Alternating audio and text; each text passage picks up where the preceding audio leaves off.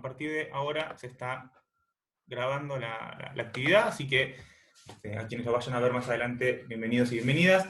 Bueno, ¿qué es el neoliberalismo? Economía, política e historia, es un poco la pregunta que nos estamos haciendo. Y en ese sentido la charla se va a organizar de la siguiente manera. Una dimensión teórica, quiero presentar un poco, muy brevemente, algunas de las principales líneas teóricas del neoliberalismo o de los fundamentos básicos del neoliberalismo en un sentido histórico-teórico. La dimensión histórico-política es un poco lo más importante, entender al neoliberalismo principalmente en su función política, y donde lo económico en todo caso podría entenderse como algo que está en función de esa dimensión histórico-política, o de una disputa política que viene a dar el neoliberalismo. Una dimensión empírica que tiene que ver un poco con cómo es que se fue dando este neoliberalismo en términos históricos, por lo menos en el siglo XX, y lo último es la nueva dimensión histórico-política, que es la parte que hemos agregado, que tiene que ver con este renacer del neoliberalismo, o el renacer de cierto discurso neoliberal en los últimos años, con una impronta bastante diferente a la que tenía el discurso neoliberal previamente. Entonces, es un poco el recorrido que vamos a hacer. De hecho, las tres primeras partes son bastante similares a las que ya presentamos en Rosario, y después en Mendoza, y que en todo caso, en gran medida, son parte de los fundamentos también de lo que fue mi tesis de doctorado en su momento. Entonces, la primera pregunta es: ¿qué es el neoliberalismo? Que es una pregunta bastante básica, y tiene un problema muy particular el neoliberalismo como concepto, que es que no es identitario, no es autoidentitario. Nadie dice yo soy neoliberal. Y es un problema eso, porque uno podría plantear, si nadie se dice neoliberal, entonces es un problema usar la categoría como una categoría de identificación. De hecho, un teórico de acá de Alemania, Dieter Pepe, planteaba que el neoliberalismo no es nada definido. Y en ese sentido, tenemos diferentes formas de entender al neoliberalismo. Yo acá cité varias referencias de autores importantes, de autores muy reconocidos. Duménil y Levy, que son dos economistas marxistas, o por lo menos que antes eran marxistas, que hacen eje en el neoliberalismo de una perspectiva al interior del capital, pensando en términos más económicos, como un empoderamiento del capital financiero.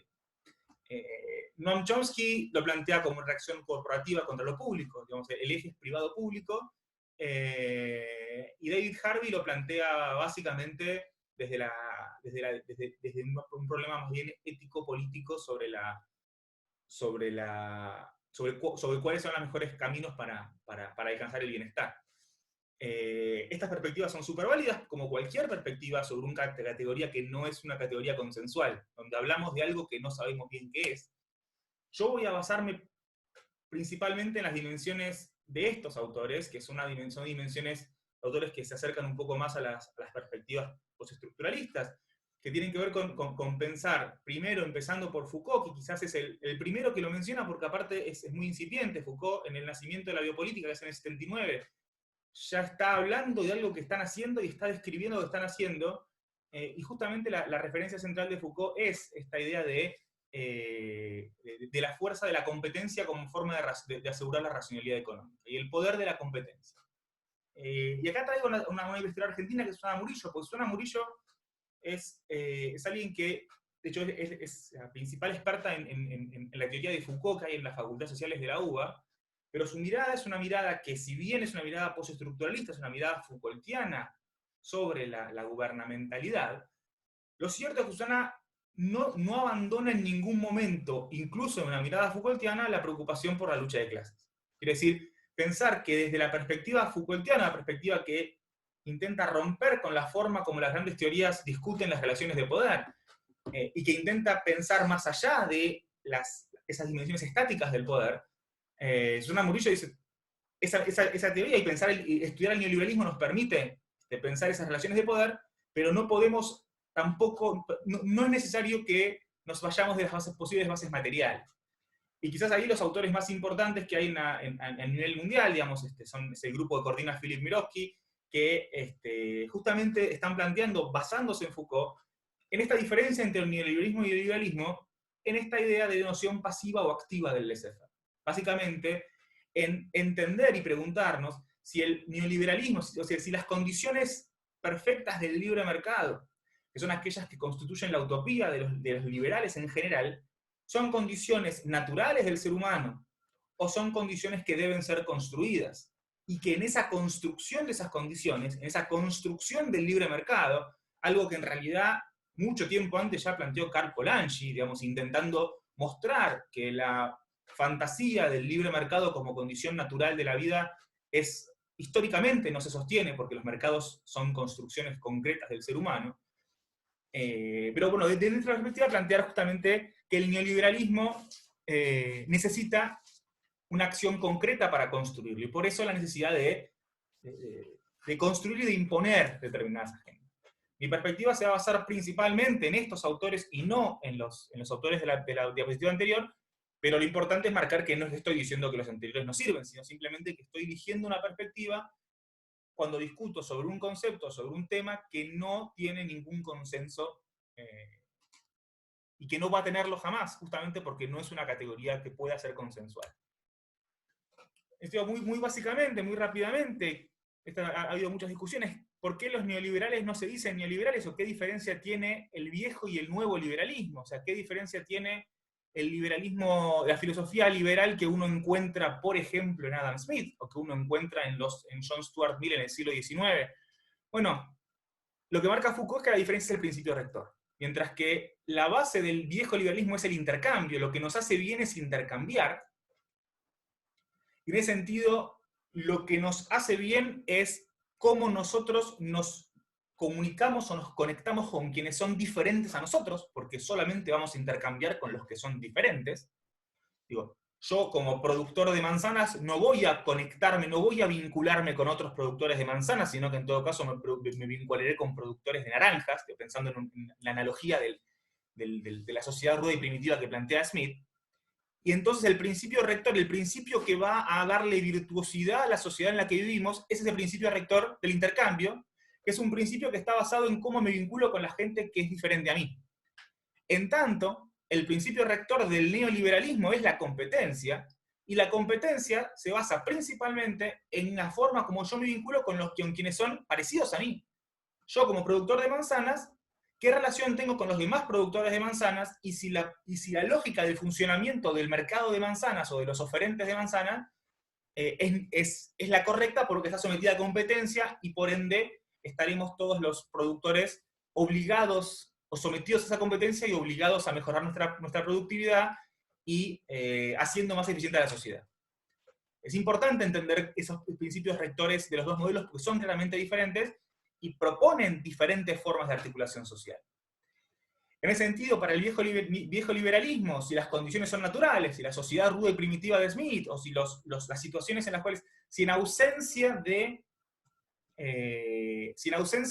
sociabilidad, la condición natural es el libre mercado, el neoliberalismo es bastante claro, por lo menos en su primera versión, y esto es muy claro en Hayek, que es uno de los principales autores, vamos a mencionar un poco más adelante, y sobre todo es muy claro en la versión alemana del neoliberalismo, en lo que es la economía social de mercado, que las condiciones tienen que ser construidas. Es decir, que el mercado tiene que ser construido, que la competencia no es la situación natural de vida, sino que hay que construir una situación de competencia.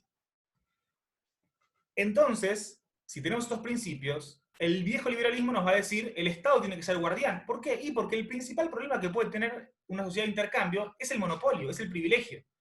Es que en esa situación de intercambio no estemos en igualdad de condiciones. Por ejemplo, que el Estado, por ejemplo, que existan grupos sociales que tengan la posibilidad de imponer reglas, por ejemplo, en la discusión del siglo XVIII es la discusión sobre las aduanas interiores. De grupos que plantean que, o de protección que plantean que está prohibido vender determinado producto en determinada región. ¿Esos monopolios pueden ser estatales o no? Puede ser el Estado el que los crea, o pueden ser otros grupos los que los creen. En cualquier caso, y esto está muy claro en toda la filosofía política del viejo liberalismo, el Estado es responsable de ser el guardián de ese mercado. Por eso Foucault usa la metáfora y dice, estamos hablando de un mercado bajo vigilancia del Estado. El Estado es el que tiene que asegurar que el mercado funcione bien. En el neoliberalismo se plantea al revés. Es el Estado un problema. La lógica de un Estado guardián es un problema, y entonces al revés, el mercado tiene que ser el que vigile al Estado, y en todo caso lo que tiene que pasar es que el Estado se someta a las reglas del mercado. Esa es un poco la construcción filosófica que plantea Foucault, y un poco pasando a la discusión teórica. ¿Cuáles son los orígenes acá yo planteo neoliberales antes del neoliberalismo? Básicamente porque estamos hablando de autores que están planteando determinadas ideas que en su momento no eran hegemónicas. No quiero ahondar demasiado en esta discusión muy metodológica, pero en cierto sentido podemos plantear que el neoliberalismo nace como corriente de pensamiento sin ser hegemónica, no nace hegemónica, nace debatiendo con alguien, ya vamos a ver con quién, y tiene trasfondos en la sociedad Montpellier, que es básicamente un círculo de discusión económica y filosófica, donde participan algunos de los autores que están ahí mencionados. En la escuela marginalista austríaca, von Weber o Karl Menger no son neoliberales porque sería una extemporaneidad total, porque estamos hablando de autores del siglo XIX, pero que toman básicamente en las figuras de von Hayek y von Mises una perspectiva dentro del marginalismo que se va a oponer fuertemente al marginalismo anglosajón o al marginalismo inglés, cuya referencia va a ser la escuela marshalliana, y va a tener varias diferencias teóricas, si bien son muchas más las coincidencias que las diferencias, y son muchas más las coincidencias que los propios austríacos entienden. Básicamente en esta idea de la necesidad de construir las condiciones de competencia y no dar por supuestos que existen. No podemos, un modelo marginalista no podemos suponer competencia perfecta como hacen cualquier curso de micro 1, cualquier manual de micro 1 que está basado en general en la escuela neoclásica anglosajona. La escuela marginalista va a entender que las condiciones tienen que ser construidas. La economía social de mercado de Alemania es algo que el propio Foucault plantea, son las perspectivas de los autores y de los funcionarios, incluso Ludwig Erhard fue canciller de la República Federal de Alemania, en la Alemania federal de posguerra, donde la propia experiencia justamente es la de un país que sale devastado de la Segunda Guerra Mundial, y entonces tiene que construirse desde cero. Digamos. Básicamente la destrucción del capital físico en Alemania era prácticamente absoluta a la salida de la Segunda Guerra Mundial, y entonces lo que se va a plantear justamente es cómo construir una sociedad de mercado cuando ni siquiera existe el mercado, cuando no hay nada. Por lo menos esa es la metáfora, si bien no es cierto que no había nada.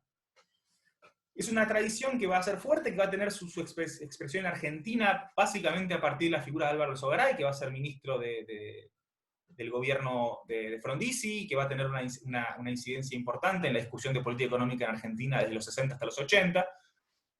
Y en los 60 van a aparecer las discusiones en Estados Unidos, los liberales o libertarios, de los que seguramente muchos y muchas de ustedes habrán escuchado hablar, que van a dar una discusión concreta en el contexto norteamericano de los años 60 y 70. Y en ese sentido, son tradiciones quizás, en el caso de Buchanan, son tradición más vinculada a una filosofía política libertaria mucho más clara. En el caso de Friedman, es un autor bastante ecléctico en muchos casos, y que básicamente su rol más importante, más que en la academia teórica, tuvo que ver con su rol en la difusión y en la discusión política y su rol como asesor de gobiernos, tanto del gobierno de Nixon en Estados Unidos como de la dictadura de Pinochet en Chile.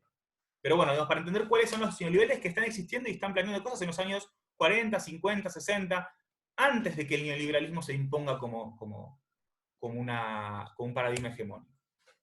Entonces nos preguntamos, ¿contra quién? El neoliberalismo hay que entenderlo como una reacción contra algo. Es una forma, es un arte de gobierno reaccionario, en el sentido que básicamente nace imponiéndose y contraponiéndose a algo. En Europa se opone al estado de bienestar keynesiano, se opone a los esquemas fordistas, se opone a la agenda de derechos sociales que está presente fuertemente en Europa y que uno podría entender es una agenda que es coherente con ese esquema keynesiano fordista. Acá yo me estoy basando en gran medida en los aportes de la Escuela Francesa de la Regulación, cuando intenta explicar este estado de bienestar, articulando la dimensión de la política económica con la dimensión de la política de la materialidad industrial principalmente, y el rol de los derechos sociales.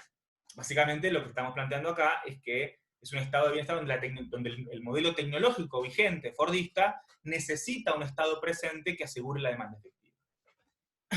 En otras partes del mundo, en América Latina, frente a este protoestado de bienestar, ¿sí? En todo caso podemos ahondar un poco más allá de esto más adelante, que esto es básicamente mi tema de investigación actual, estos estados de bienestar latinoamericanos en los años 60 y 70, o estas formas de desarrollismo que reciben el mismo embate que va a recibir el neoliberalismo, que van a recibir los estados de bienestar europeos, pero va a ser otra cosa, porque el estado de bienestar latinoamericano, o en todo caso la estructura latinoamericana es diferente a la europea, y obviamente en el fondo va a haber un eje en lo que fue la Guerra Fría, y eso está presente y va a estar presente permanentemente en la dimensión discursiva, si bien lo cierto es que el gran enemigo del neoliberalismo nunca va a ser el comunismo, porque el neoliberalismo no se va a presentar fuertemente, o por lo menos no lo va a hacer en este contexto, sino que va a estar sí va a ser fuertemente parte de la retórica, y eso va a seguir siendo así presente, pero en todo caso hay que mencionarlo porque es parte del debate político del momento. Vamos a comparar un poco el contra quién. El neoliberalismo se enfrenta a quién cuando aparece, en los 60, en los 70. ¿Contra quién? O sea, ¿qué es lo que está planteando? Bueno, ¿qué es el estado de bienestar europeo en comparación con el latinoamericano? Acá quiero básicamente hacer un eje sobre qué es lo que pasa en América Latina. Mientras en Europa las políticas económicas son principalmente políticas de demanda agregada para estimular el crecimiento, el modelo desarrollista latinoamericano tiene un límite en esas políticas, básicamente porque las políticas de demanda de estilo keynesiano clásico en América Latina se encuentran con un problema grave, que es la escasez de capital. Entonces, no puedo estimular la demanda de lapiceras haciendo que el Estado demande lapiceras si no tengo una fábrica de lapiceras en la cual hacer. En ese sentido, el modelo que se impone es el modelo desarrollista, que si bien tiene políticas de demanda y tiene una dimensión keynesiana por el lado de la demanda, no deja de convocar al impulso de inversiones extranjeras y en ese sentido a facilitar las condiciones de la inversión extranjera. Al interior del desarrollismo va a haber un montón de diferencias. Mientras el esquema clásico europeo es un esquema fordista, quiere decir, se producen en serie bienes homogéneos, en América Latina lo que tenemos es un esquema heterogéneo. El fordismo está delimitado sectorialmente, en algunos países hay sectores altamente fordistas, en otros países, sobre todo en América Central, prácticamente no hay esquemas fordistas. ¿Sí? Son muy pocos los países latinoamericanos, por ejemplo, que han podido implementar esquemas fordistas en la producción agropecuaria. Y en ese sentido, obviamente, los países cuya principal producción es agropecuaria no han podido implementar esquemas fordistas. Un poco para ser sencillo en esto, el fordismo plantea que para ser productivo hay que producir mucho. Y para producir mucho y todas cosas iguales. Si vamos a producir todas cosas iguales, ¿cómo hago para que la gente las compre? Entonces necesito que la gente tenga salarios altos para poder comprar ese producto industrial. Mucho más y encima son bienes durables. Mientras que la producción de series cortas o la producción de bienes heterogéneos permite diversificar demanda y permite, en ese sentido, permite hacer a un esquema material compatible con una distribución más desigual del ingreso. En Europa el capitalismo está industrializado, en América Latina está en una fase de industrialización. Europa tiene esquemas de pleno empleo, en América Latina, si bien los niveles de desempleo en muchos países, por el caso Argentina, son bastante bajos, en los 60 y principios de los 70 son sociedades mucho más heterogéneas, y los derechos sociales están segmentados, es decir, los modelos contributivos de derechos sociales, los modelos según los cuales se accede a los derechos sociales a partir de la nómina salarial, en los casos donde tenemos trabajadores que no tienen esos derechos, básicamente porque no participan de un mercado formal de trabajo, esos derechos están limitados. Eso es un poco parte de la discusión que estoy intentando llegar ahora en mi proyecto postdoctoral acá en Alemania. De nuevo, los salarios en América Latina son mucho más heterogéneos que en Europa, pero en ambos casos lo que tenemos es un fuerte poder de los sindicatos. En Europa, obviamente, los sindicatos son poderosos en todas las ramas de la economía. En América Latina lo son solamente en aquellas que están organizadas bajo una forma en la cual existe la posibilidad de que haya negociación colectiva, porque no están dominados por formas mucho más verticales de poder económico. Ahora bien, en Europa es un periodo abiertamente democrático, así que estoy hablando principalmente de la Europa de este lado de la cortina de hierro, mientras que en América Latina estamos hablando de un periodo fuertemente inestable, ¿sí? Donde, si bien hay momentos donde hay un consenso democrático muy fuerte, como por ejemplo a principios de los 60, hay otros momentos en los cuales básicamente todas las democracias están completamente en riesgo, al punto de que ni siquiera están legitimadas como la mejor forma de gobierno posible, por ejemplo, a fines de los 60, a principios de los 70. Pero acá hay un punto importante. Todas las formas de desarrollismo latinoamericanas van a entender que la heterogeneidad es un problema y esa heterogeneidad tiene que ser combatida, y entonces hay que homogeneizar las sociedades. Las propuestas en general tienden a ser hacia homogeneizar, a romper con las barreras que impone esa heterogeneidad estructural. Entonces, ¿qué dice el neoliberalismo de todas estas cosas? Bueno, acá no quiero perder demasiado tiempo en esto, pero bueno, ¿cuáles son los problemas del keynesianismo? Produce esta inflación, el capitalismo industrial tiende al outsourcing, quiere decir, tiende a, en un proceso de globalización, va a tender a trasladar los sectores, ciertos sectores, ciertos tramos mano de obra intensivos de los procesos productivos, trasladarlos a países con salarios más bajos. Y el punto central es este: el pleno empleo desincentiva la competencia. El mercado de trabajo no puede tener competencia si hay pleno empleo, porque el pleno empleo es un problema para el neoliberalismo, porque no genera esa necesidad de los trabajadores de esforzarse. ¿Para qué te vas a esforzar si el trabajo lo tenés garantizado igual? Y los derechos sociales no son rentables. Los derechos sociales son un gasto, son un costo. ¿Sí? Entonces, es importante que los derechos sociales, en la medida de lo posible, se conviertan en estrategias, en negocios, y ahí obviamente entran a jugar las distintas reglas y las distintas propuestas de privatización de distintos servicios públicos o de ciertas políticas públicas, como por ejemplo los sistemas previsionales. Y hay que demover al poder sindical, pero justamente lo que van a plantear es que son los sindicatos, como poder corporativo y sobre todo como un esquema de poder que se opone a la plena vigencia de la competencia como mecanismo regulador, los que generan el principal problema. Esto está presente en los modelos de mercado de trabajo de marginalistas de principios del siglo XX. Esta idea de que cualquiera de ustedes que haya cursado algún curso de macro, micro, más o menos clásico, habrá visto los modelos de mercado de trabajo donde se plantea que si hay desempleo es porque hay algún tipo de poder extramercantil que impide que el mercado de trabajo se vacíe en su precio de equilibrio. Pero la lógica central es que son los sindicatos. En América Latina se agrega fuertemente una discusión vinculada al modelo de institución internacional. No tanto en Europa, en América Latina sí. Básicamente que el modelo industrial es un problema.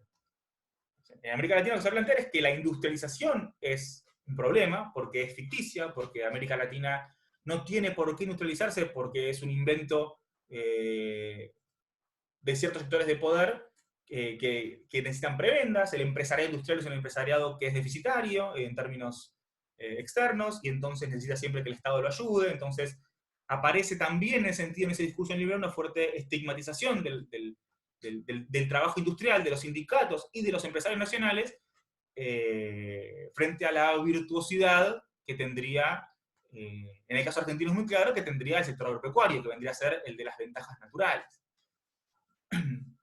Y en ese sentido, hay que heterogeneizar, hay que ponerle competencia a todo, pero como vemos, los ejes concretos, porque el contra qué es diferente, son diferentes en Europa y en América Latina. Básicamente, en América Latina hay un ataque mucho más fuerte al tipo de sectores que van a liderar el desarrollo que en Europa. Si bien también lo hay, en América Latina es mucho más claro el neoliberalismo como un proyecto antiindustrial. ¿Qué es lo que fue pasando históricamente? Y sobre todo, más allá de los hechos concretos que están mencionados en la línea de tiempo y que simplemente son pequeños detalles de una avanzada, de una cronología, de cosas que fueron pasando desde los años 60, cuando este discurso empieza a ser fuerte, hasta los años 90, cuando se convierte en hegemónico. ¿Sí? ¿Qué pasó en esos 20 años en el medio? Podríamos decir lo siguiente. En Europa, el estado de bienestar vive una larga crisis hacia los años 80.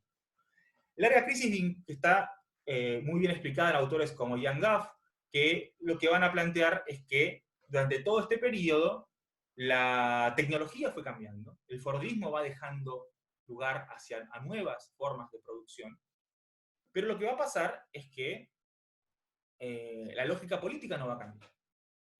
Y se va a intentar seguir implementando políticas del consenso de estado de bienestar en un contexto macroeconómico diferente, en un contexto mundial diferente a partir de la financiarización, y en un contexto tecnológico diferente. Y esa larga crisis va a llevar a los años 80 las reformas neoliberales, encabezadas principalmente por el gobierno de Margaret Thatcher en el Reino Unido y por el gobierno de Helmut Kohl en Alemania Federal, que van a llevar después de los años de la caída del muro de Berlín, en los años 90, a la consolidación del modelo neoliberal, incluso bajo gobiernos políticamente de signo contrario, o por lo menos de gobiernos socialdemócratas, como puede ser el gobierno del laborismo en Inglaterra o el gobierno del PSOE en España.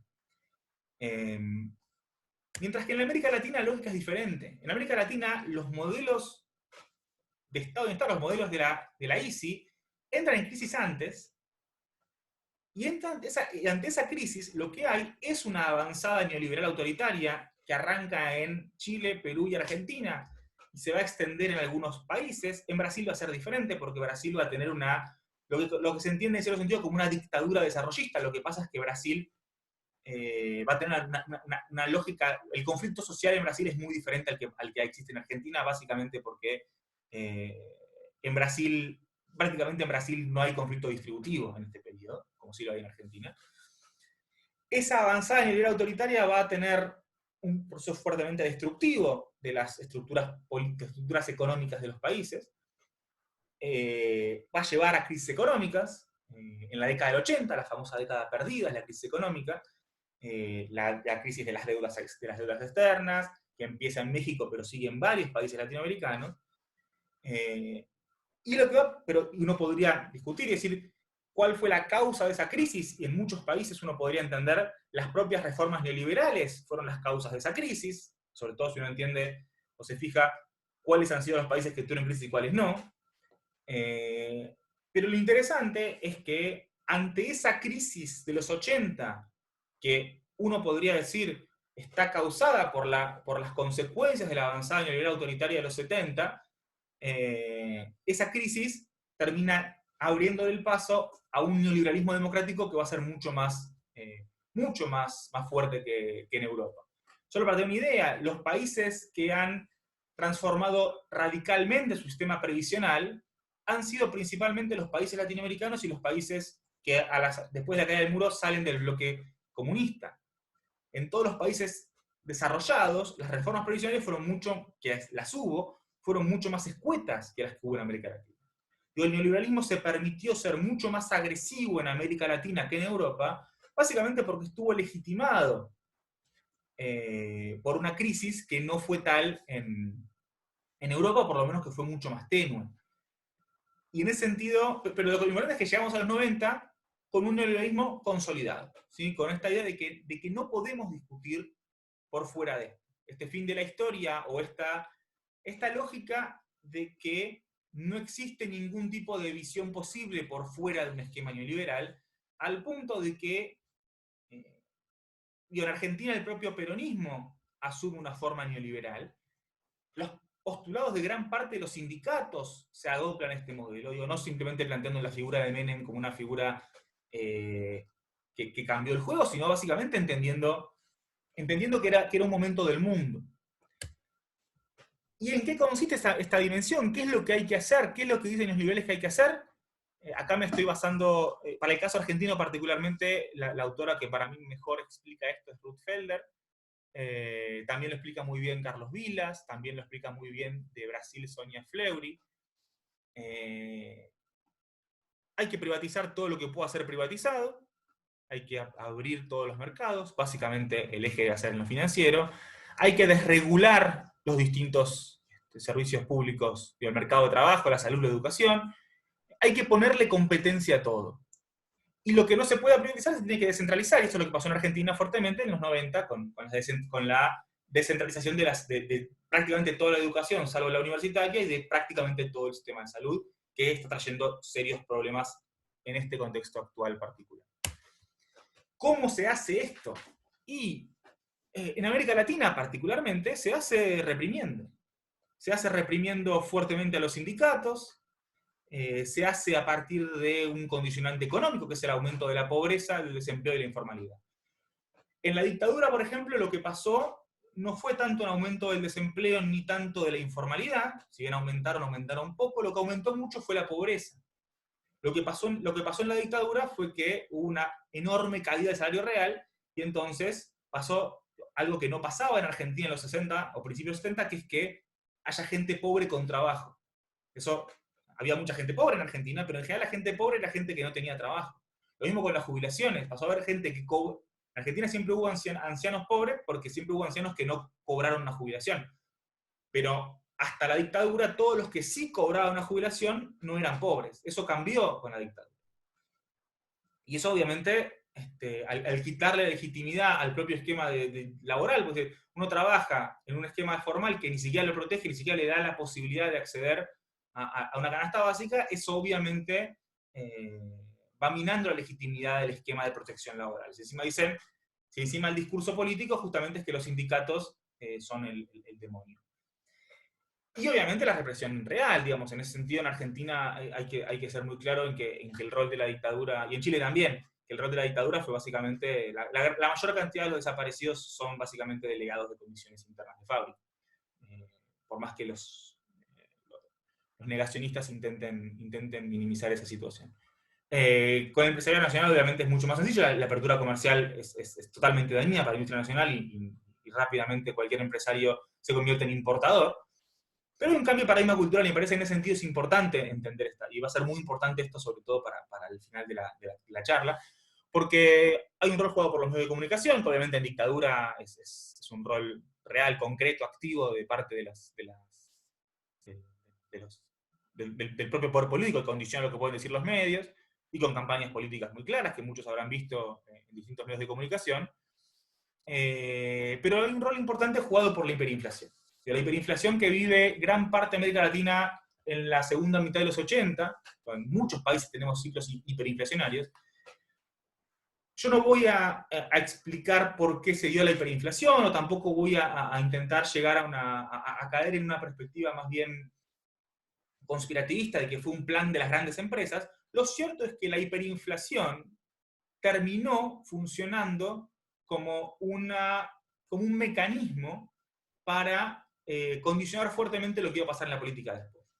En el caso argentino, y vuelvo que me parece que es el más claro en este sentido, la hiperinflación dio pie a la convertibilidad, y la convertibilidad tuvo una legitimidad enorme durante muchísimo tiempo, básicamente porque efectivamente fue lo que venció a la hiperinflación. En el sentido de que cualquier política que rompa con el esquema de la convertibilidad haría volver a la tragedia de la hiperinflación. Esto jugó un rol muy importante en Alemania en la década del 20, que tuvo una hiperinflación enorme, mucho más grande que la que hubo en América Latina, pero ese rol condicionante de que o neoliberal o hiper, y fíjense que los niveles actuales permanentemente refieren a la... Vamos camino a la hiper, como si fuera que el neoliberalismo es la única cura posible o el único remedio posible para una hiperinflación, aparece permanentemente ahí. Entramos en el siglo XXI, y en América Latina pasa algo particular, y sobre todo en Sudamérica pasa algo particular, que es que uno puede decir, de alguna forma salimos del neoliberalismo, ¿sí? A partir de ciertas crisis. En Argentina es muy clara, en Bolivia es muy clara, en Brasil es muy clara, en Uruguay es muy clara, en otros países no hay tal crisis, en Chile no hay tal crisis concreta, económica concreta.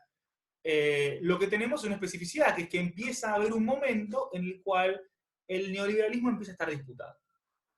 A partir de determinadas cuestiones, a partir de determinadas discusiones, a partir de un contexto global quizás favorable, a partir de un contexto geopolítico favorable, que los cuales no voy a meterme demasiado, pero sí me interesa plantear lo siguiente. Lo que empieza a aparecer en América Latina, en lo que en la literatura anglosajona se conoce como el pink tide, es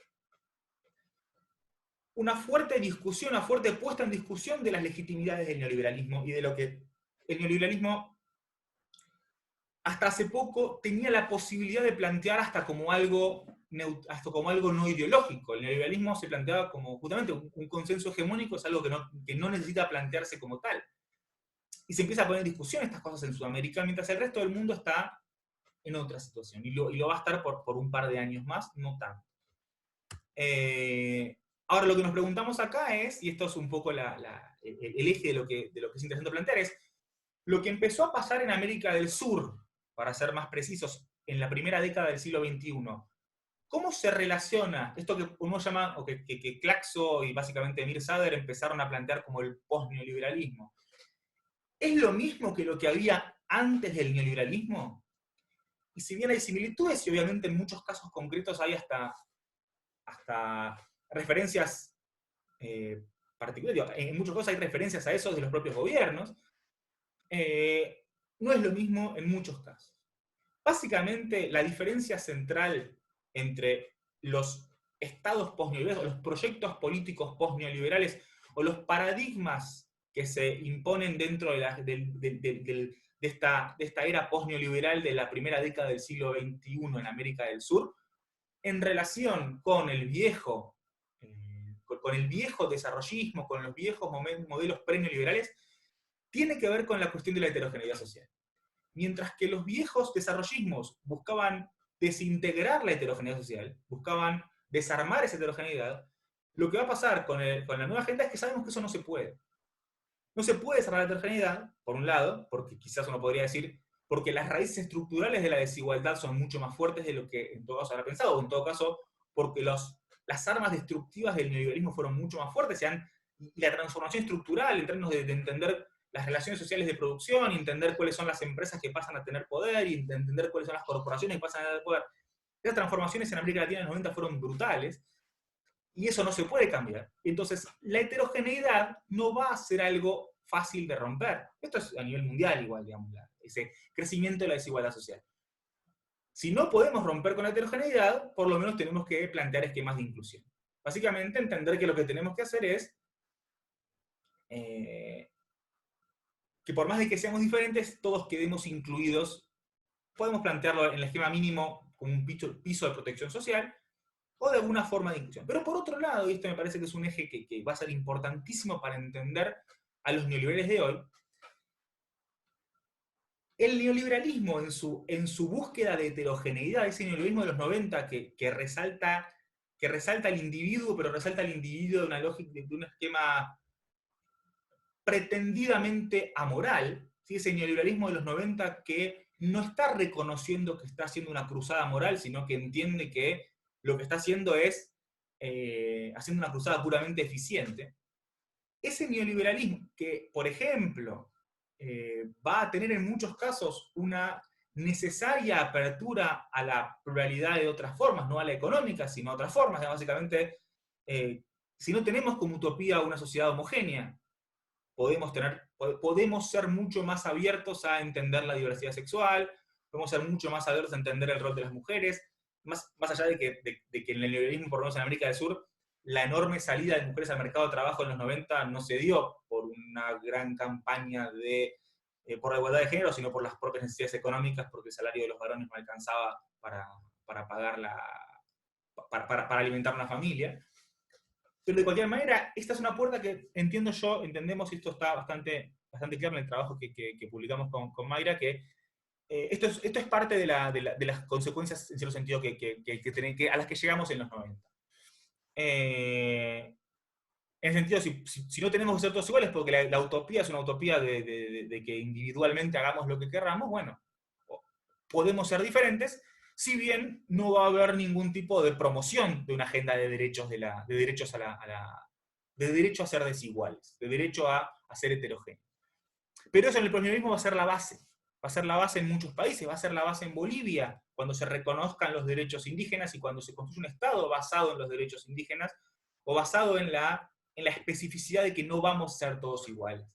Lo mismo va a pasar en Ecuador, diferente, pero con una lógica similar va a pasar en Venezuela, va a ser mucho más radical la transformación social en Venezuela en ese periodo. Y en Argentina y en Brasil, esto va a tener, en Brasil va a ser muy claro, porque en Brasil la retórica propia del gobierno del PT va a ser una retórica de un gobierno donde se reconozcan ese derecho a la desigualdad. Esto va a llegar más tarde, a fines de la década, cuando empiecen a reconocerse los derechos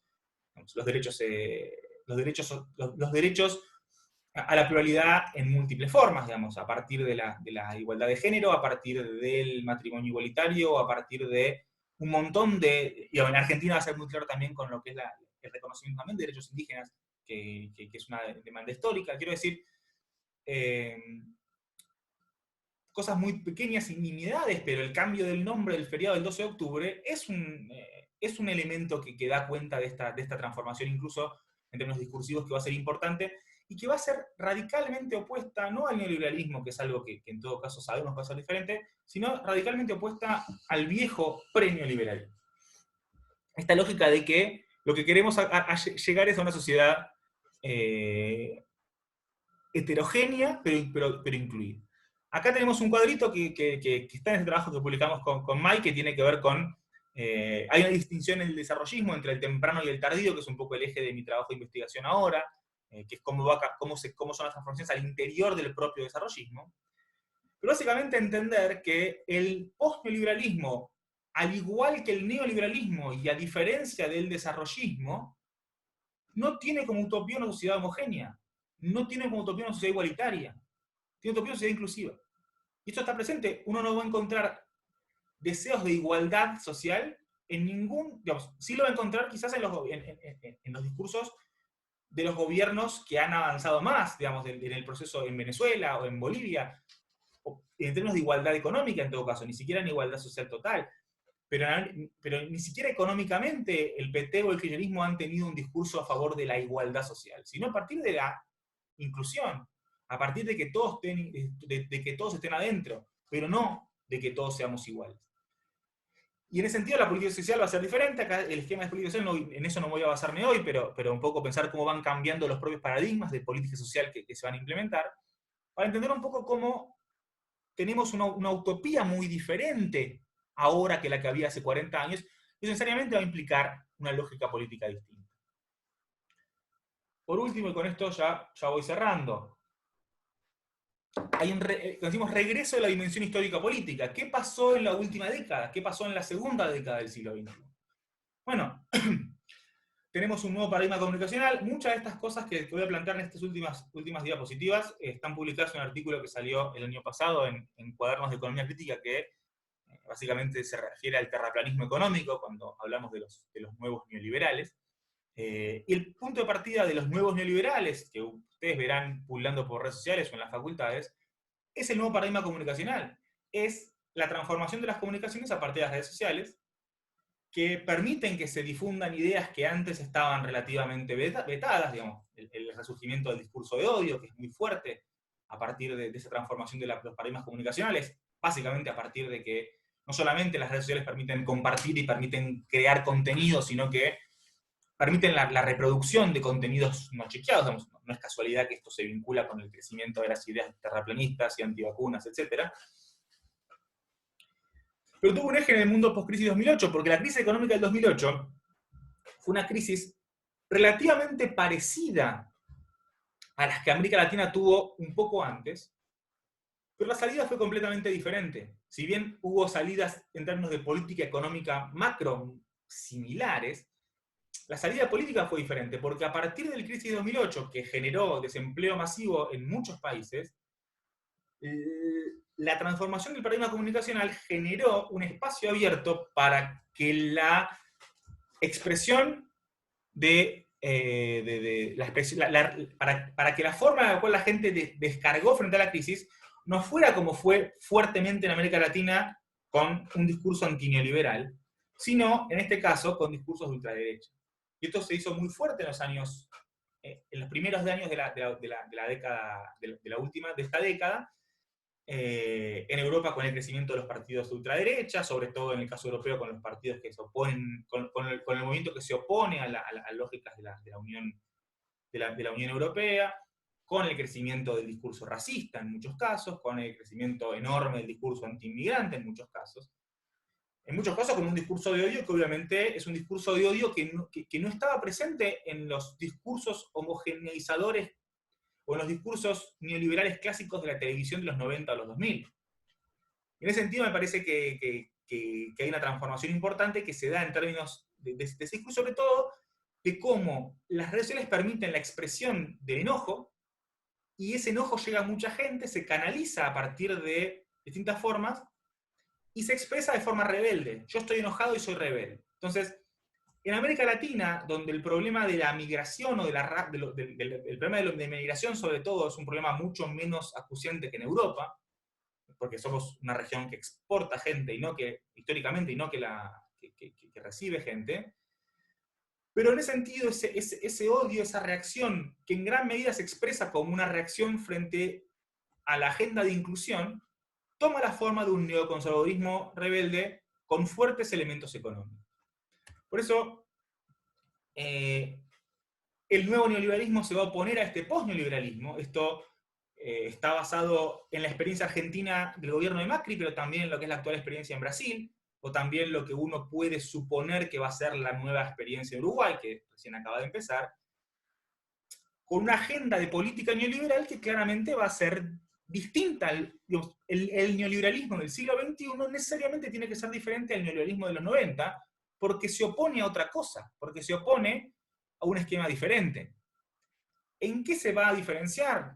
Bueno, principalmente se va a diferenciar en la lógica corporativa, ¿sí? En la necesidad de reconocer esta multiplicidad de poderes corporativos y que esta multiplicidad, en la necesidad de legitimarse democráticamente. Esto un poco está en conflicto desde el año pasado, pero que está presente. Pero principalmente con que no está debatiendo con un problema de la industria o no la industria, porque la industria, digamos, ya no se trata de pensar si hay que destruir o no la industria, sino de qué tipo de industria hacer. En ese sentido, la transformación estrictamente sectorial de estos gobiernos no es tan furibunda como la de antes, sino que las transformaciones están por otro lado. Pero bueno, en ese sentido me parece que hay que entender que es un mundo diferente y que se opone a algo diferente. No se trata de oponerse a los convenios colectivos de trabajo, sino que se trata de oponerse a las distintas lógicas de inclusión que en todo caso frenarían la competitividad. En el fondo no deja de ser una alegoría de la competencia que toma algunas formas muy conocidas por todos, como lo que fue en el macrismo, la alegoría de la meritocracia, ¿no? Esta idea justamente de que ante una sociedad de competencia, si somos mejores es porque tuvimos mérito para hacerlo, porque estamos sometidos a esa competencia. Acá un par de imágenes bastante feas, pero mi planteo cuál es respecto a los nuevos neoliberales. Lo que tenemos es una avanzada en un neoliberalismo moralista. Y esto no está presente en los 90.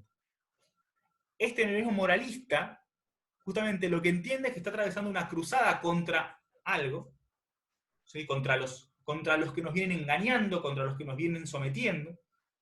Esa cruzada moralista se va a oponer fuertemente a la pluralidad, básicamente porque va a entender que va a dar vuelta a la discusión, entender que la pluralidad se impone, diciendo, me imponen ser plural cuando yo no quiero ser plural, y por eso va a aparecer una fuerte lógica neoconservadora antiderechos, que lo que va a tener como eje central va a ser este discurso antidiversidad, o lo que tiende hacia una normalización, apuntando hacia una normalización excluyente, básicamente en que hay que excluir a lo que es diferente.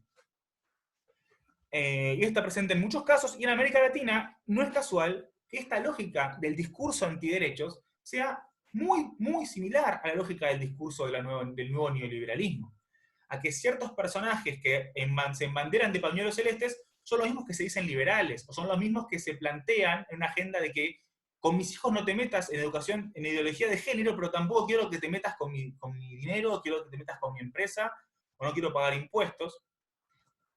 Y el problema que apareció en el último año es que esto a la larga termina poniendo en conflicto la legitimidad democrática. Esto quizás es una cosa más nueva y me falta un poco pulirla, pero uno lo que encuentra muchas veces el discurso es el discurso de la virtud como requisito del régimen político. Quiere decir el discurso de que la democracia está mal porque gobierna el pueblo y el pueblo no sabe. El pueblo es ignorante, el pueblo está cómodo siendo convertido en ignorante por quienes se abusan de eso.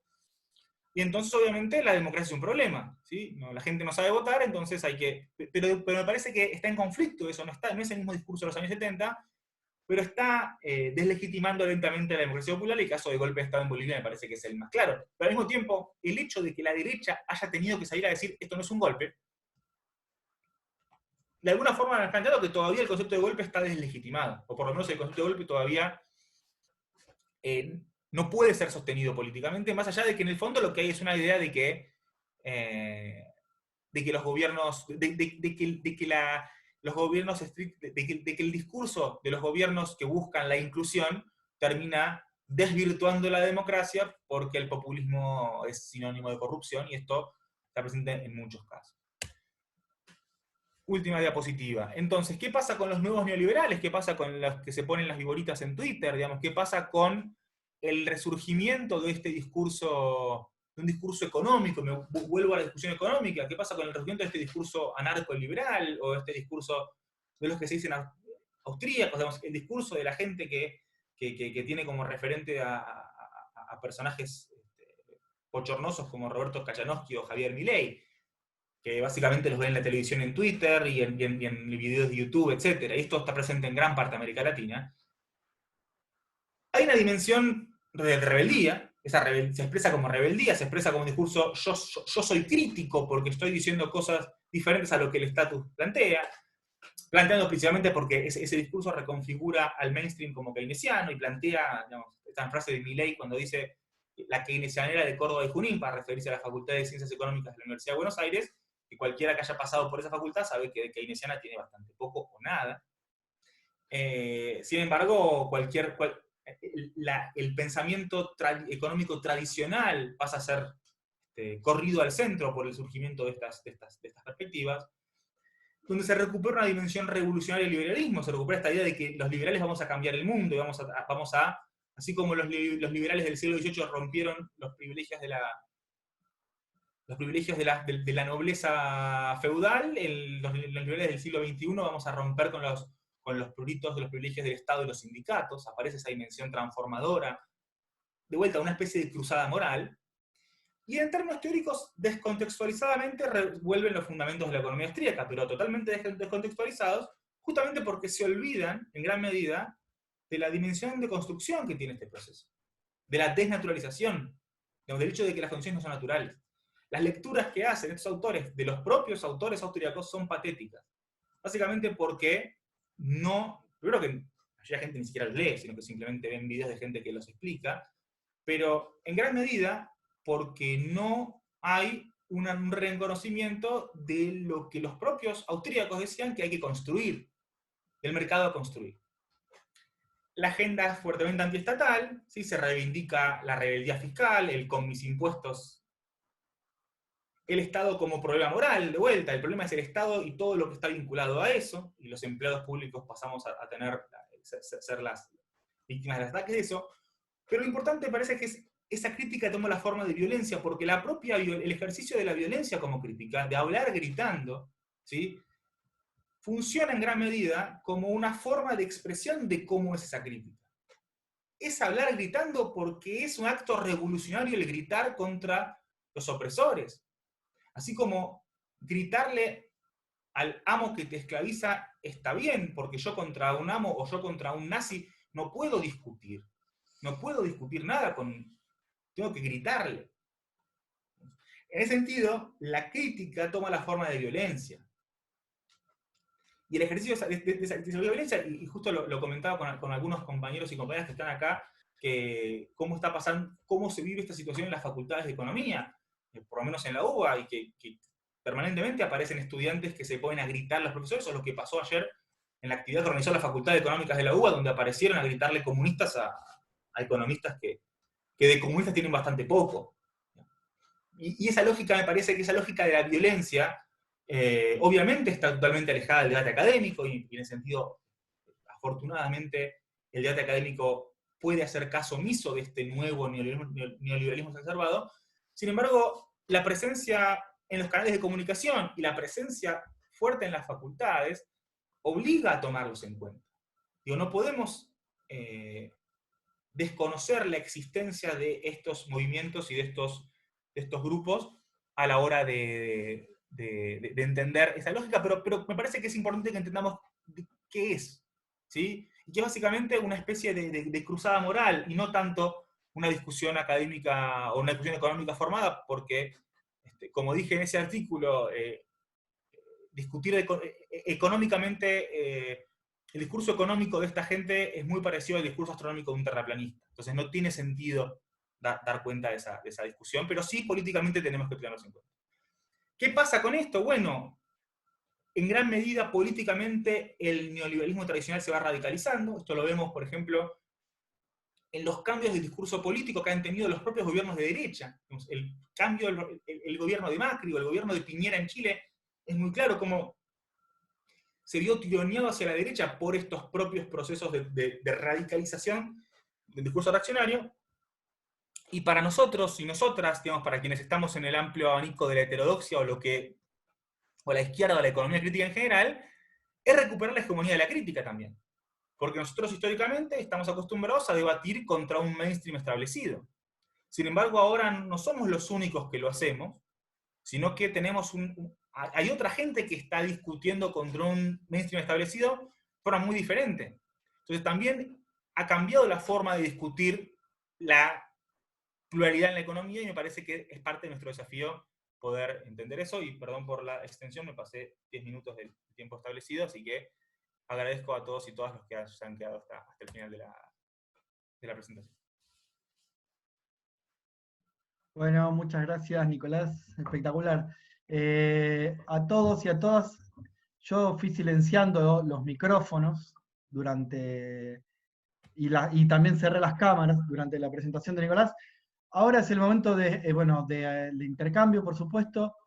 Siéntanse libres de habilitar sus micrófonos y preguntar. Primero voy a empezar comentando los mensajes que están en el chat.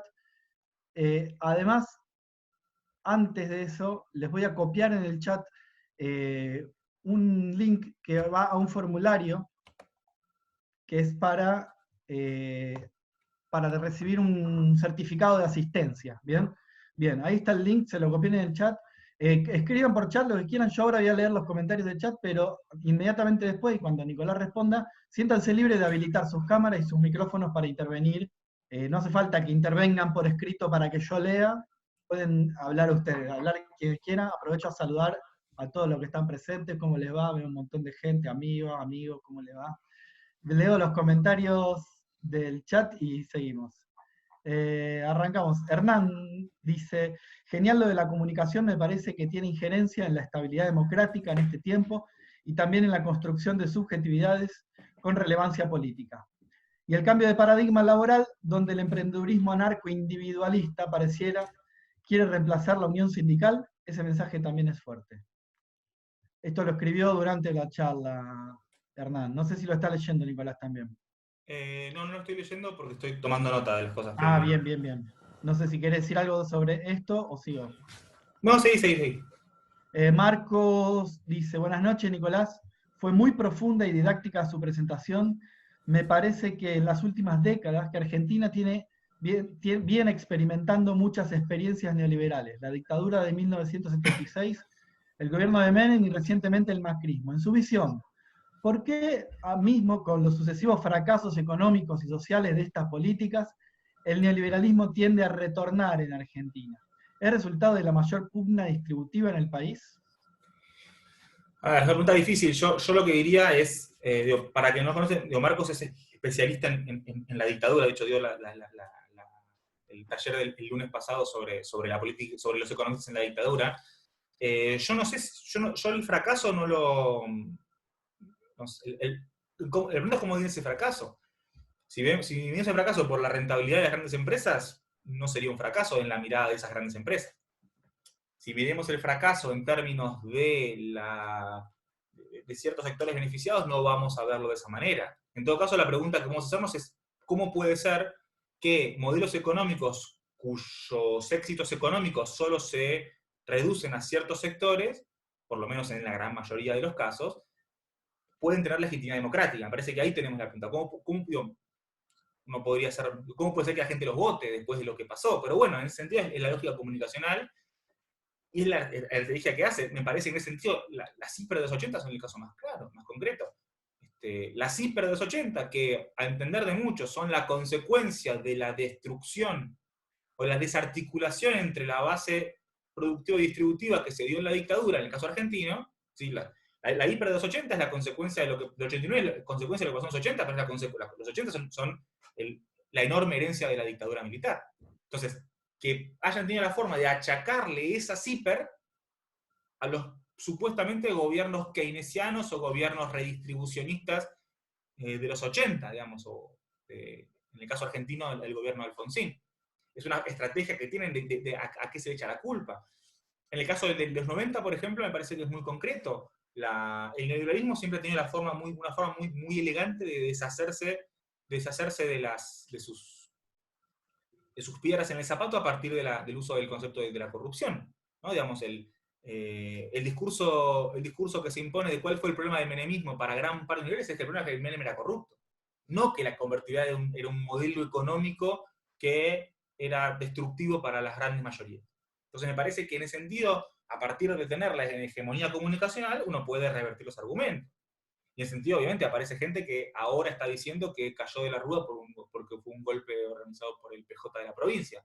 Y no porque cayó de la rúa porque se vino abajo del país porque el modelo económico era destructivo. Entonces me parece que hay una capacidad de jugar mediática y comunicacional con cuáles fueron las causas de los posibles desastres. Bueno, seguimos. Primero, leí Hernán Moy y ahí abajo me aclara Moy que es ella y que no es Hernán, así que bueno. No. Segundo, nada, Majo dice que le encantó, al iPhone de Antonella también dice que le encantó, Antonella dice que la quieren ver de vuelta. La vamos a subir, ¿no es cierto, Nico? ¿La vas a subir a YouTube mañana Sí, o pasado? de hecho la estamos grabando en este momento, así que mañana estará en YouTube. Mañana, así que pueden verla de vuelta, mañana la vamos a subir y vamos a difundir por las redes de la Sociedad de Economía Crítica los links de YouTube para que la puedan ver de vuelta. Le digo a Ignacio, a Cristian y a Antonella que entró tarde, etc. Bueno, dice Nahuel por escrito, buenas Nico, muy interesante la exposición. Dos preguntas.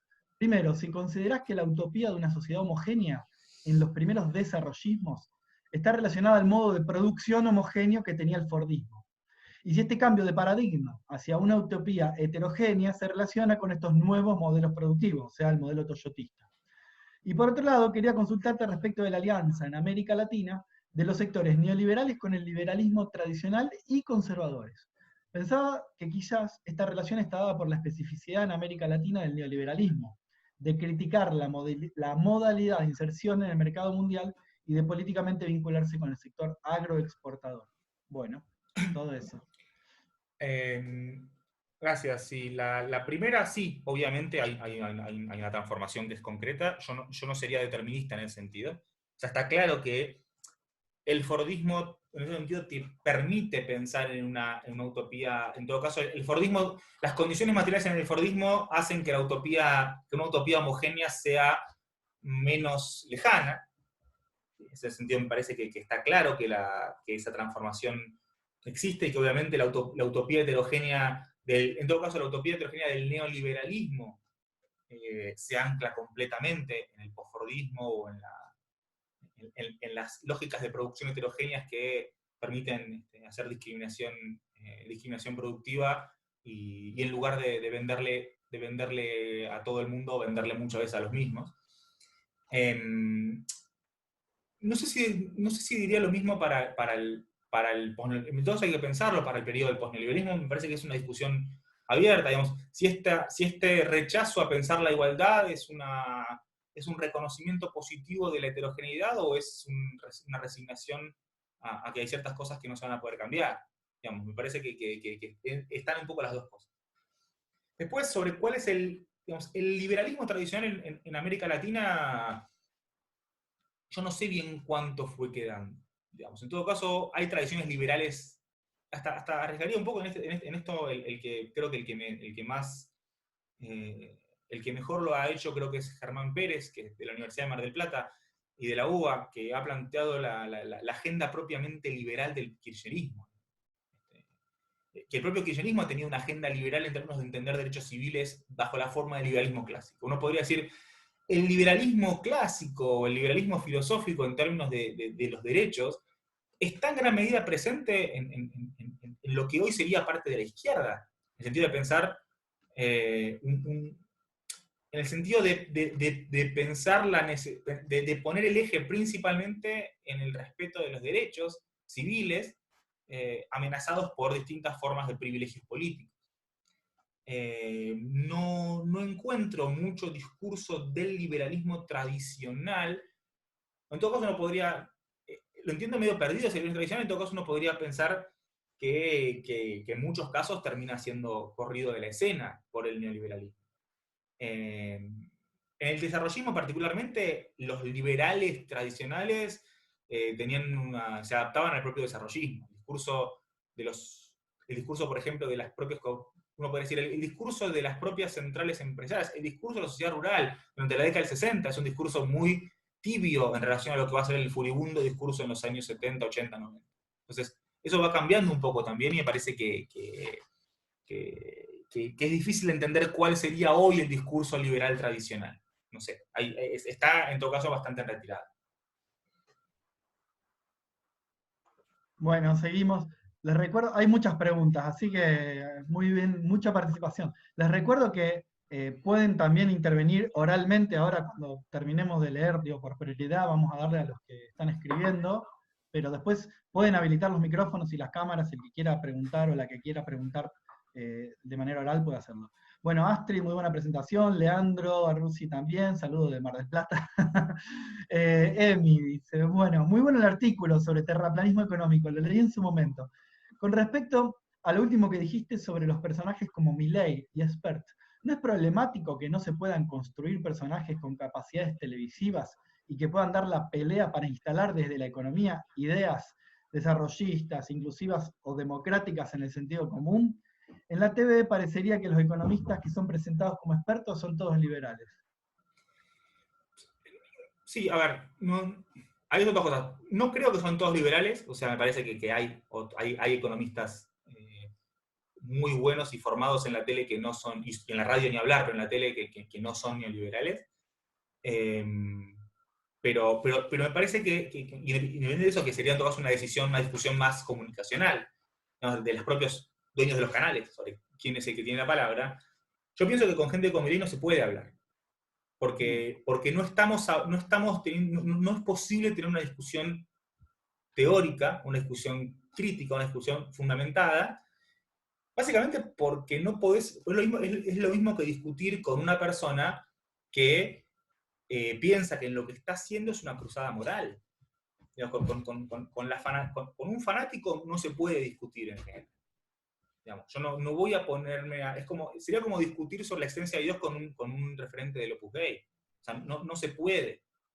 Pero sobre todo no se puede porque el objetivo de estos personajes es, entiendo yo, justamente imponer el discurso desde la pretensión de la superioridad moral y de esa cruzada moral. No hay una discusión económica posible. Entiendo que no tiene lugar. Yo por eso pienso que son personajes que hay que... A ver, que no podemos ignorar porque están presentes y porque están, digamos, y porque tienen sus videos en YouTube que los ven un montón de personas que después que no conocen otras discusiones y suenan convincentes. Pero bueno, me parece que no... Que hay que dar un debate porque haya más economistas o que haya más intelectuales críticos en los medios de comunicación. Pienso que hay que valorizar enormemente el prestigio del propio sistema científico universitario en Argentina. Me parece que es importantísimo que se valorice y que haya científicos del CONICET hablando en la tele en todos los temas. Me parece importantísimo que pase eso. O de las universidades, o de los distintos institutos privados, pero que tengan cierto prestigio. Me parece que hay que de alguna forma resignificar eso, pero obviamente la televisión pone lo que vende y claramente esos personajes venden. Entonces, parece que en todo caso lo que tenemos que hacer es buscar la forma de transformar la propia lógica de los canales de televisión, pero bueno, me parece que eso es más complicado. Bueno, sigue, pregunta Belén.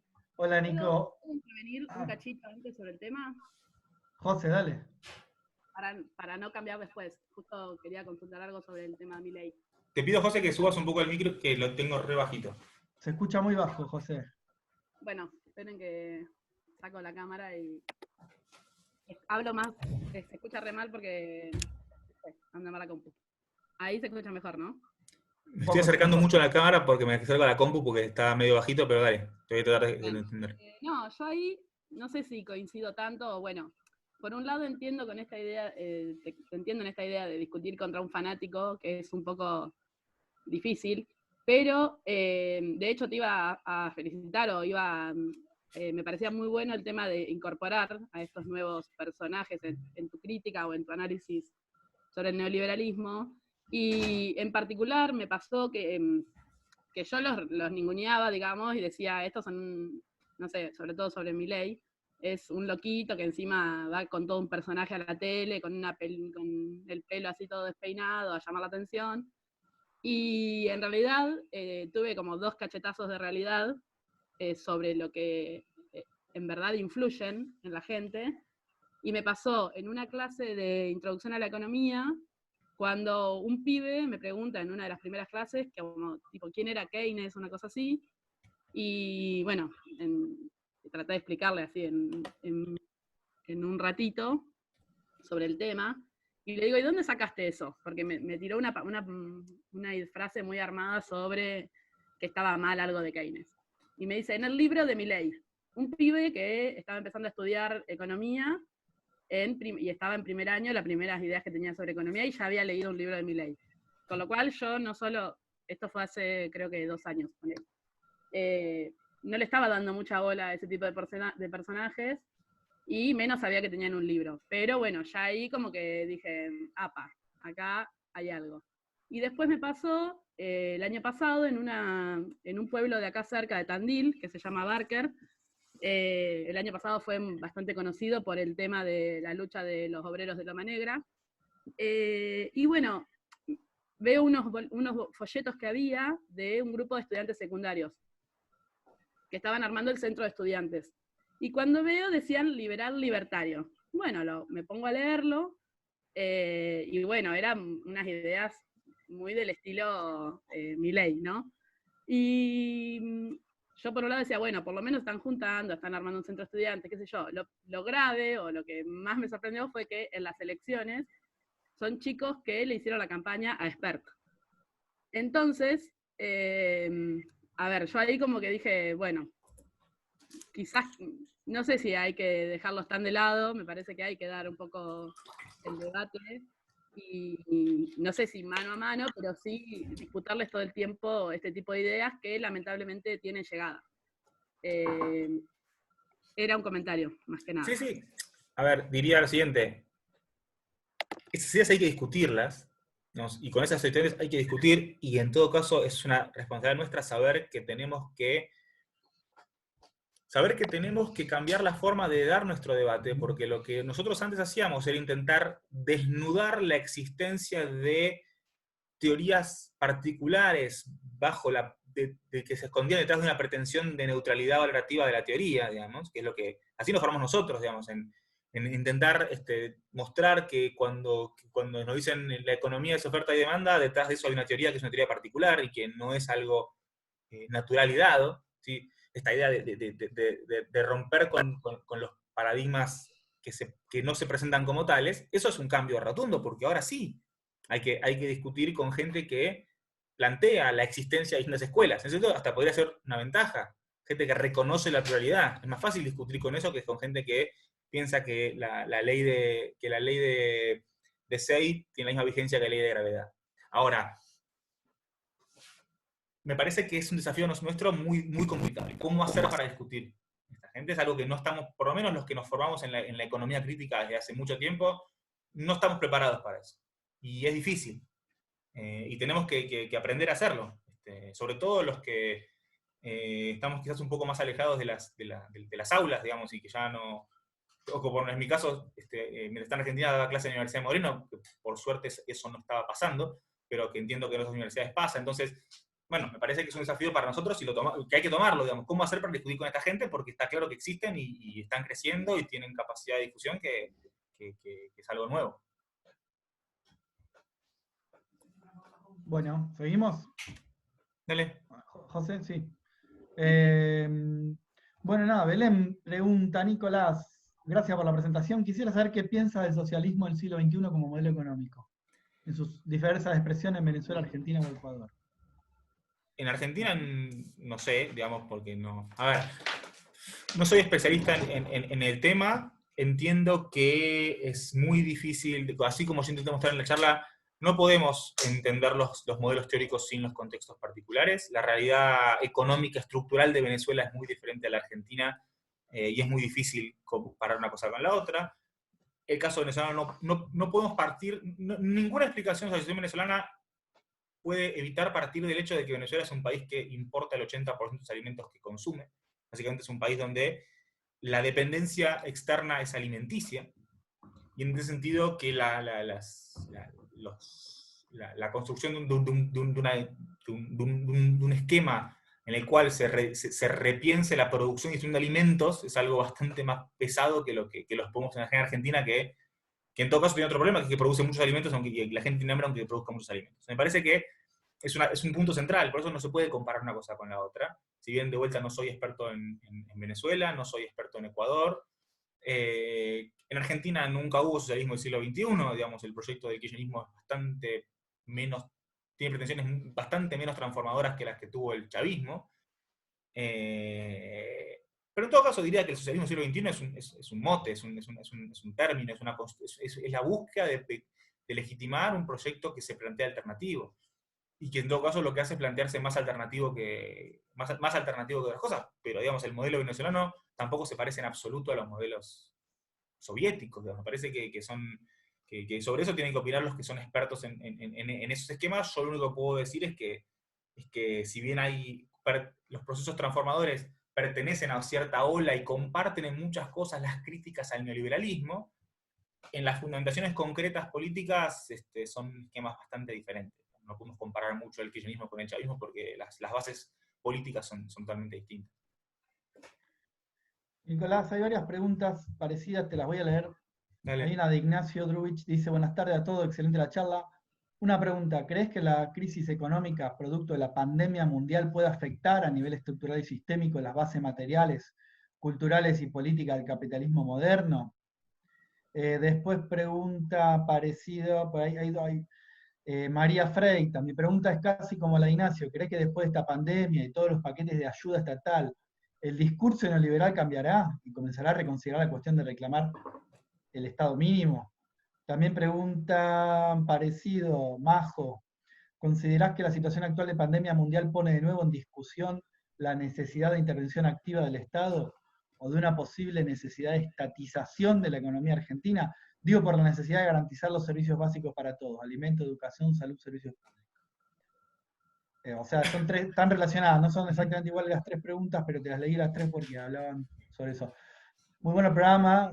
Fran y Agos de Bahía dice: hola, saludos de Juanga. ¿Cómo va, Juanga? Muy bueno, saludos a todos. Bueno, etcétera. No, pero después hay más preguntas, pero estas tres sobre pandemia. Sí. A ver, no, la verdad es que no tengo ni idea. O sea, ante el tema de pandemia no tengo ni idea porque no sé qué puede pasar. Los que hacemos historia económica en general hablamos de lo que pasó, no de lo que va a pasar. Y soy de los que piensan, en general soy de pensar que cualquier economista que te dice lo que va a pasar te está mintiendo. Pero bueno, no, ni idea. Me parece que primero que es muy difícil pensar que las políticas que se toman en pandemia vayan a mantenerse fuera de la pandemia. No tengo ni... Primero hay que saber cuál es la situación, cómo se sale de la pandemia, en qué contexto, qué situación. Las políticas de emergencia no necesariamente se van a repetir. Me parece que sí... Por lo pronto puede haber cambios en lo que tiene que ver con la propia globalización, digamos, la propia pandemia. Un primer elemento que aparece es el cierre de fronteras. Hay que ver qué impacto simbólico tiene el hecho de que protegerse implique cerrar las fronteras.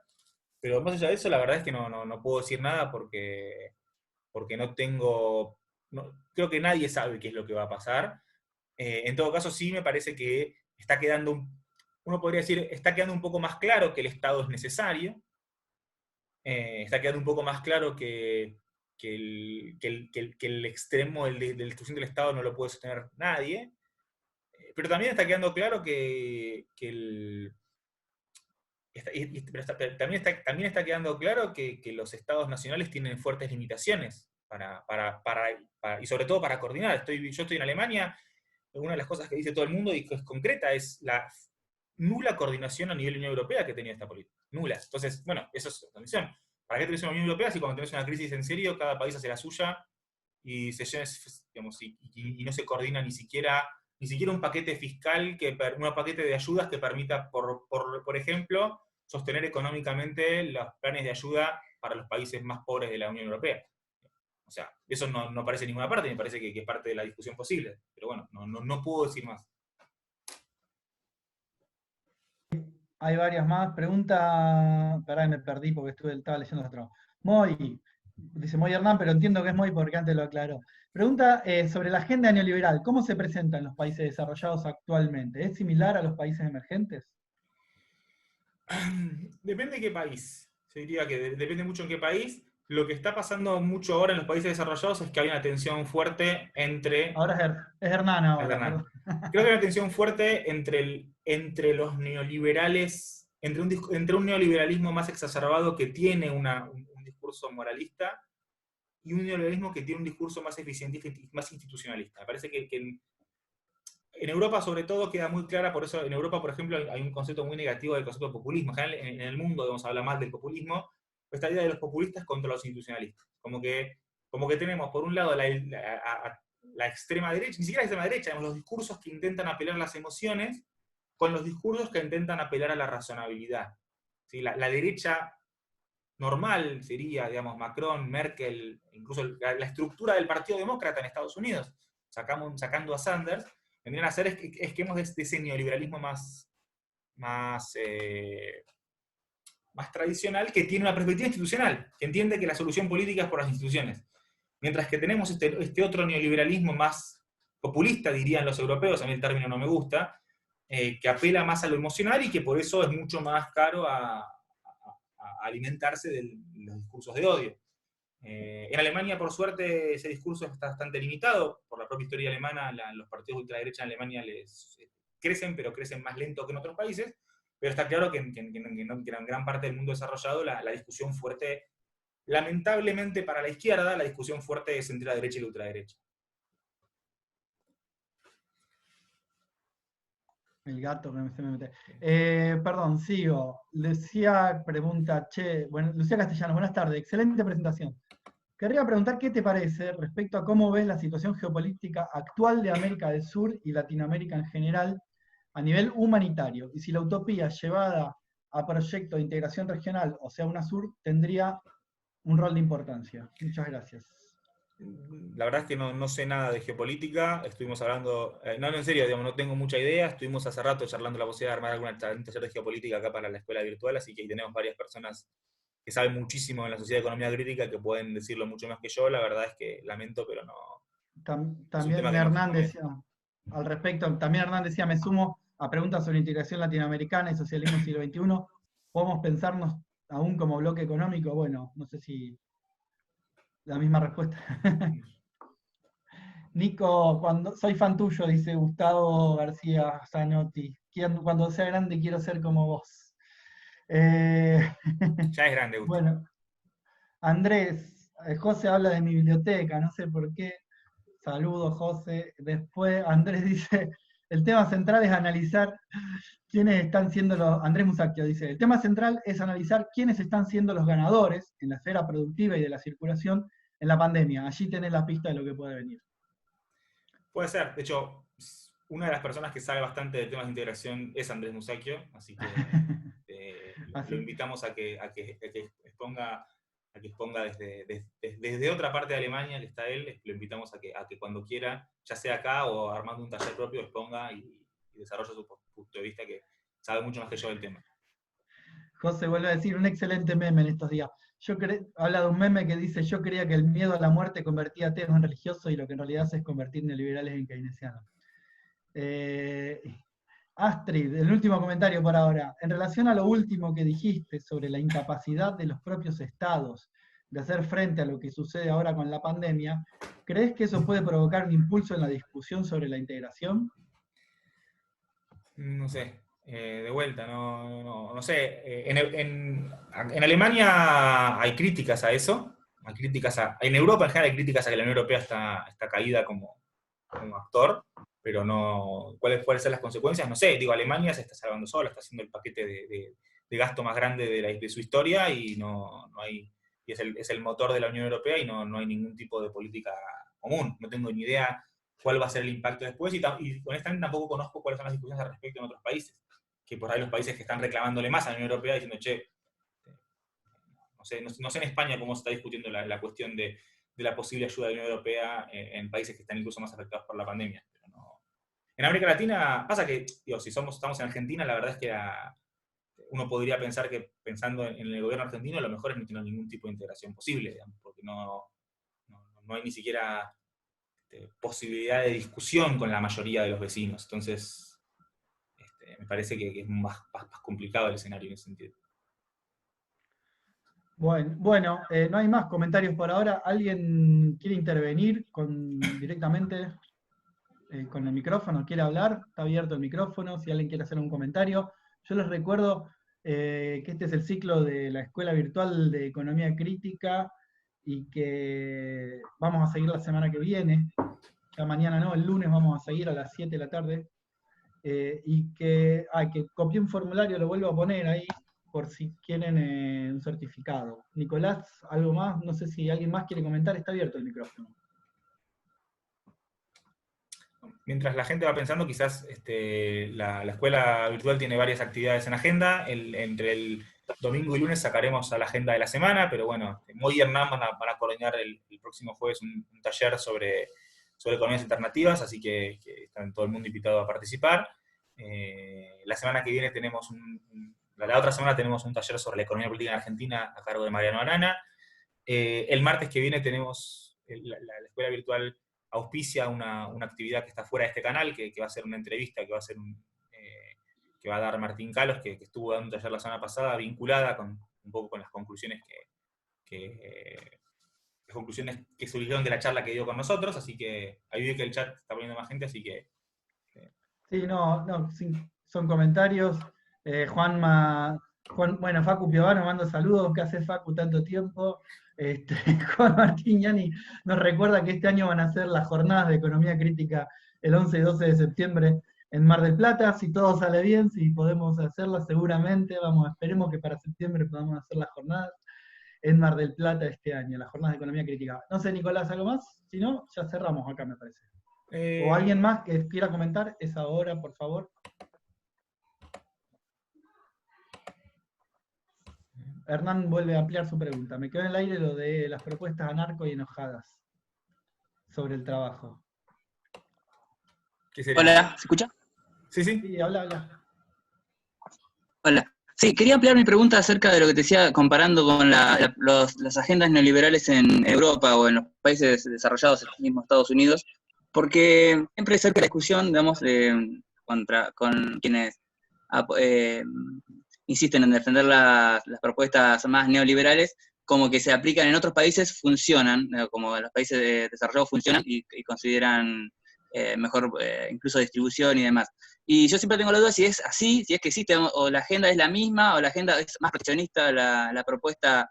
O sea, el neoliberalismo es un paquete creado para vendérselo a los países emergentes para que cumplan su rol dentro de la distribución de tareas en la globalización, o también las aplican también con achicamiento del Estado en los países desarrollados. Hay un punto que me parece que es importante marcar, que quizás no quedó muy claro en la charla, que es que el neoliberalismo no implica necesariamente achicamiento del Estado. No necesariamente. Ese es el discurso en todo caso, y estaba presente el discurso de sacar el Estado del medio, pero no necesariamente es achicarlo, es transformarlo. Y en ese sentido me parece que en todo caso, hay determinadas perspectivas que van a plantear justamente que es en todo caso buscar la forma de que ese Estado esté de forma diferente al servicio del capital o al servicio de determinados capitales. En todo el mundo hubo reformas neoliberales. En los países más pequeños, en todo caso, los países menos desarrollados, fue más fácil implementar medidas más fuertes, comparando con Europa, donde la resistencia social, sindical, institucional siempre fue mucho más fuerte. A propósito, no metí a Estados Unidos en la comparación porque Estados Unidos nunca tuvo nunca tuvo un esquema fordista pleno y nunca tuvo un esquema de integración social pleno. Estados Unidos nunca fue un país en el que hubiera pleno empleo formal o en el que un país que tuviera una sociedad igualitaria, jamás, comparado con Europa occidental. Entonces, y sí hubo reformas liberales muy fuertes en Estados Unidos, muy fuertes. que se expresaron se expresan en los hechos, quizás de forma menos tajante, de forma más paulatinas, pero las políticas económicas del gobierno de Reagan fueron muy claras en Estados Unidos al respecto. El gobierno, justamente el periodo del gobierno de Clinton fue el de la gran consolidación de ese modelo bajo el ala derecha del partido de izquierda sería, pero bajo la consolidación del esquema, y en todo caso a partir de las transformaciones de cuáles son, que terminan expresando cuáles son las limitaciones de transformación de un sistema. Estados Unidos es el caso más claro donde encontramos cuáles son los propios límites que tiene un sistema político democrático para vencer a la propia lógica política. Digo, en este caso, las dificultades que ha atravesado Bernie Sanders en su campaña, cuando la propia campaña de Sanders, si bien es lo más a la izquierda que ha habido en la historia de Estados Unidos, está bastante, digamos, en Argentina sería un socialdemócrata, digamos. Me parece que en ese sentido las situaciones en los países desarrollados institucionales han sido diferentes, pero no por eso el neoliberalismo no ha calado en ellos. También, digamos, me parece que es importante plantear que el neoliberalismo no es algo que, no es algo, el neoliberalismo no es lo que hacen los neoliberales. O sea, no hay un grupo de neoliberales que se juntan, como era la Sociedad Monperán, y siguen diciendo y bajan la línea. Digamos. Me parece que hay que complejizar un poco más la situación de cuáles son los actores que lo imponen, o lo impulsan, o lo promueven, y en todo caso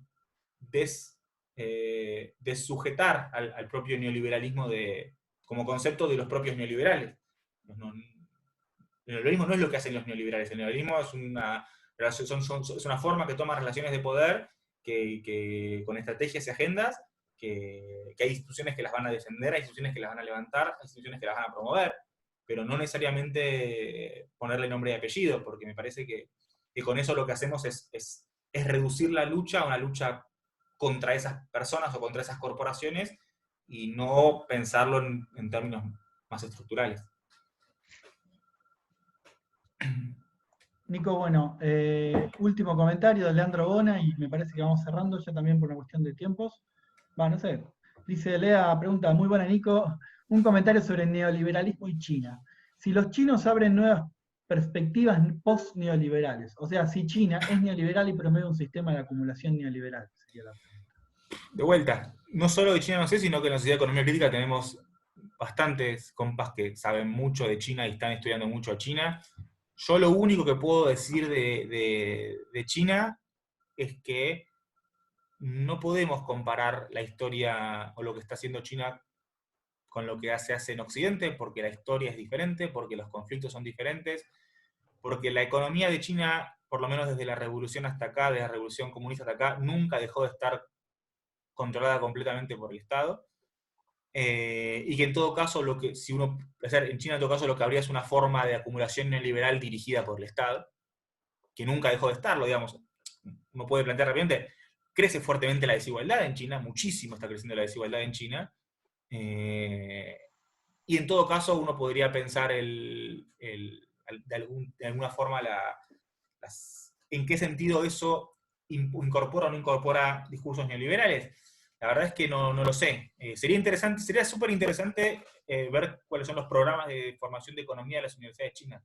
A ver a quién están leyendo y qué es lo que hacen. La verdad que no tengo la menor idea. Pero bueno, también anotamos a los compas los y las compas de la SEC que saben mucho de China, que se anoten para dar un taller.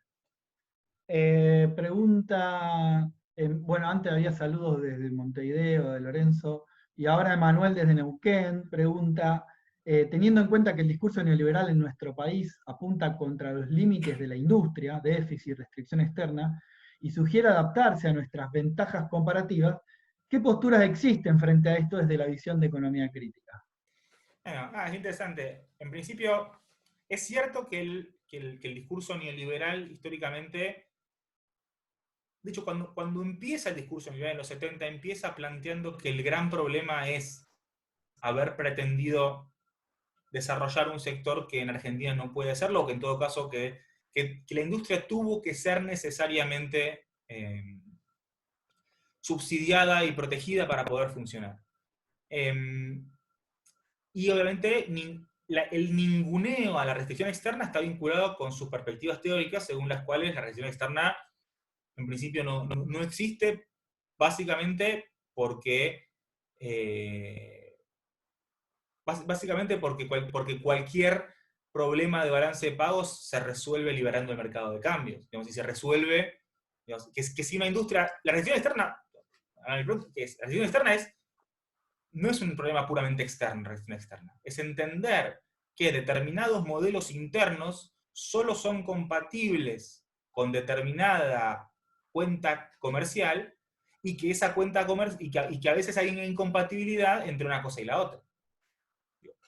Es muy fácil levantar la restricción externa en Argentina, es facilísimo hacerlo económicamente. Ahora, eso implica que se quede en la calle la mitad de la población, porque implica decir, dejar de proteger a los sectores industriales, por ejemplo, esta discusión de los 70, ahora por ahí diferente, pero la base es la misma. Dejar de proteger a los sectores industriales es fácil, libertad, si lo haces, dejás a la gente en la calle, ya pasó, ya se hizo eso.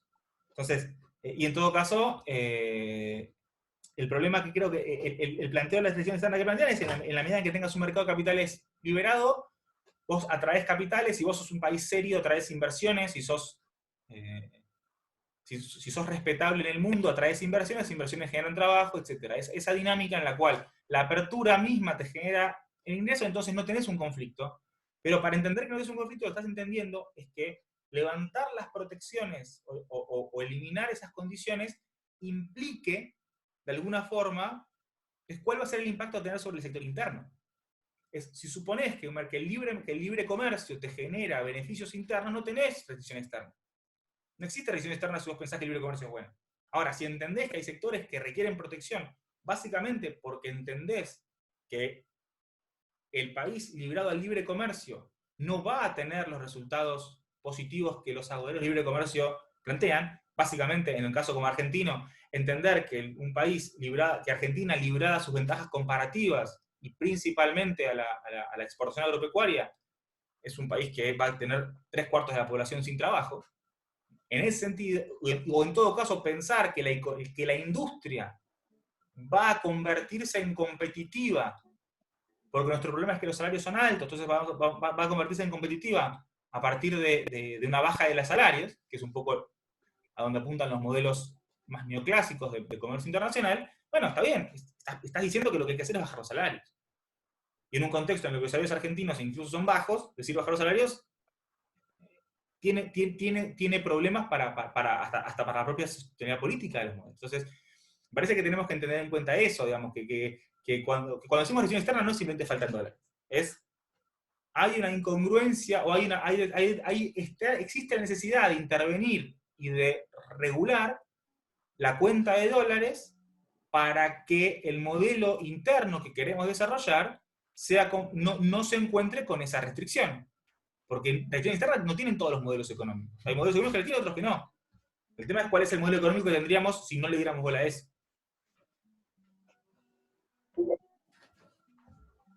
Bueno, saludos también de Maju. Hola Maju. Y manda. Genial la presentación. Bueno, no hay más preguntas. No sé si vos querés cerrar, Nico, o si alguien más quiere hablar ahora. Puede hablar, están abiertos los micrófonos y si no, cerramos. 10, 9, 5, 3. Nico, cerrá vos y ya está, me parece. Bueno, gracias David por la presentación y de vuelta simplemente gracias a todos y todas por haberme escuchado y por la atención.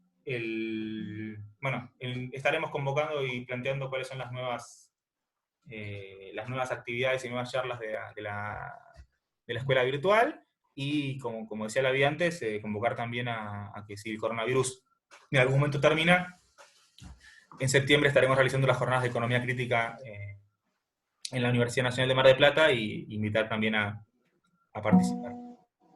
Bueno, y que esta charla entonces vamos a subirla a YouTube y avisamos, mañana seguramente va a estar subida a YouTube y vean las redes de la Sociedad de Economía Crítica donde pondremos los links. Bueno, gracias, abrazo a todos y Gracias todas. a todas y a todos. La atención.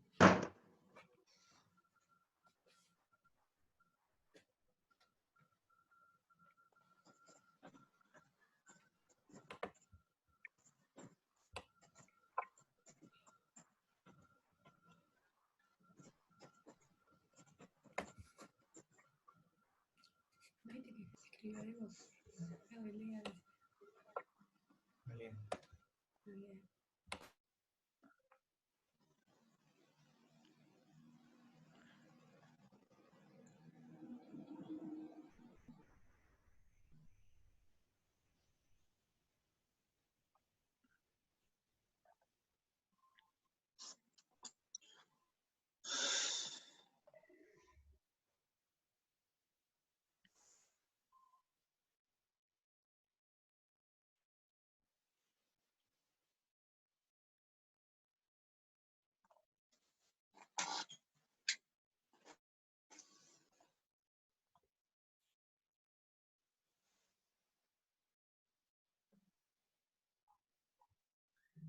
Nico, ¿vos me escuchás? Sí.